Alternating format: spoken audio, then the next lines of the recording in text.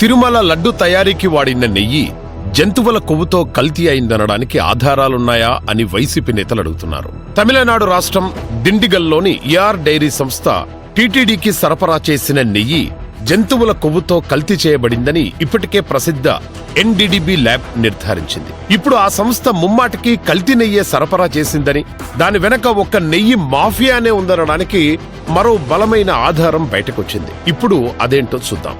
నెయ్యి విషయంలో NDDB lab report వచ్చాక రాష్ట్ర వాణిజ్య పన్నుల శాఖ ఏఆర్ డైరీ కార్యకలాపాలపై ఆరా తీసింది.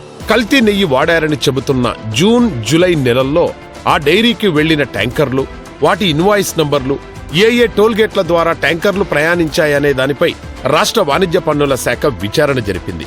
ఇందుకు సంబంధించి వివరాలన్నీ అధ్యయనం చేసి ప్రభుత్వం ఒక నివేదిక అందించింది. ఆ నివేదిక చూశాక అప్పటి టీటీడీ పాలక మండలి పెద్దలతో కుమ్మక్కై శ్రీవారి ప్రసాదాలకు కల్తీ నెయ్యి సరఫరా చేశారనడానికి ఖచ్చితమైన ఆధారాలు బయటపడ్డాయి. ఆ నివేదిక సారాంశం ఏంటంటే, అసలు ఏఆర్ డైరీ సంస్థకు భారీగా నెయ్యి ఉత్పత్తి చేసే సామర్థ్యం లేదు. అయినా ఆ డైరీకి 10 లక్షల కిలోల నెయ్యి కాంట్రాక్టులను అడ్డగోలుగా ఎందుకిచ్చారన్నది జగన్కే తెలియాలి. పైగా కాంట్రాక్టు ఈ డైరీకే దక్కేలా అనేక నిబంధనలను మార్చారు. మరి కాంట్రాక్టు దక్కించుకున్న డైరీ నెయ్యిని సప్లై చేయాలి కదా. అందుకని ఏఆర్ డైరీ పెనమలూరు మండలం పెనుబాకలో ఉన్న వైష్ణవి డైరీ నుంచి నెయ్యి కొని దాన్ని టీటీడీకి పంపించింది. అంటే ఆ నెయ్యిని వైష్ణవి డైరీ తయారు చేసిందని అనుకుంటున్నారు కదా.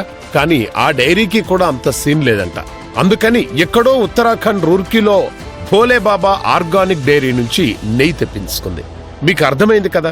తిరుపతికి 2300 కిలోమీటర్ల దూరంలో నెయ్యి మాఫియాకి పేరుగాంచిన ఉత్తరాఖండ్ రాష్ట్రంలోని రూర్కీ జిల్లాలో ఉన్న భోలేబాబా ఆర్గానిక్ డైరీలో తయారైన నెయ్యిని ఆంధ్రప్రదేశ్ రాష్ట్రం పెనుబాకలో ఉన్న వైష్ణవి డైరీ కొంటోంది.